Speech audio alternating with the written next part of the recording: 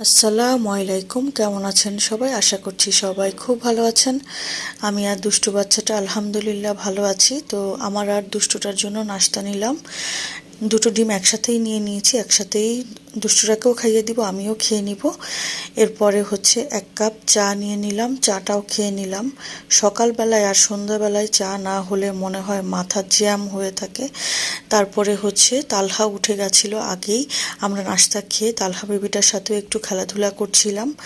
মাশাল্লাহ একটা খুবই লক্ষ্মী বেবি হয়েছে, একটুও তার কান্নাকাটি নেই। তো আমি তার হাতগুলো পাগুলো ধরলে সে পাগুলো সরিয়ে নেয় আর হাতগুলোটা আমার হাত মুঠো করে, শক্ত মুঠো করে ধরে রাখে। এরপর আমি তসবি পড়ছিলাম, সে তসবিটাও ধরে রেখেছে। তারপরে হচ্ছে গতকাল যে পিঠাগুলো পাঠিয়েছিল মামি, সেগুলো হচ্ছে গত রাতে বেশি আরাম করে খেতে পারিনি, তাই আবার ভাবলাম যে দুপুরের পরে একটু নিয়ে বসি। এত মজা হয়েছিল এই সুজির পিঠাগুলো। সুজির পিঠা করে মনে হচ্ছে এগুলো হচ্ছে দুধে ভিজিয়েছে, কিন্তু এত মজা হয়েছে মনে হচ্ছে অমৃত, মানে এত শান্তি লেগেছে এই পিঠাগুলো খেয়ে।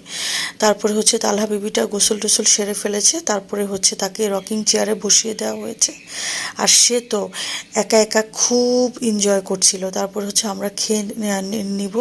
দুপুরে লাউ আর চিংড়ি মাছ করেছিল, সাথে হচ্ছে বট বা ভুড়ি যেটাই বলেন না কেন সেটা হচ্ছে ভাজা ভাজা করেছিল।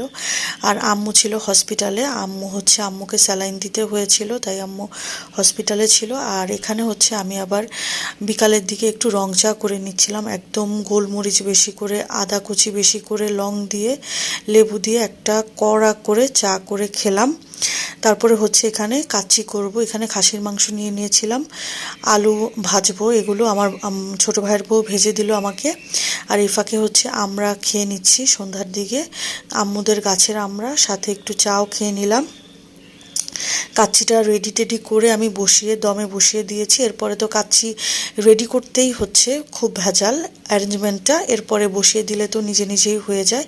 এদিকে হচ্ছে ছোটো ভাইয়ের বউ আবার পিঠা করেছিল, এই পিঠাগুলো আমি বলতে পারি না কি পিঠা, তবে খেতে অনেক মজা হয়েছে। এই যে দেখেন মাশাল্লাহ কাচ্চিটা একদম রেডি হয়ে গেছে, পারফেক্ট লুক এসেছে দেখতে।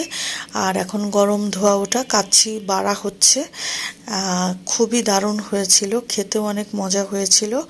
আর যদিও আমি করেছি বলে এটা বলছি না, সবাই বলেছে মজা হয়েছে আলহামদুলিল্লাহ।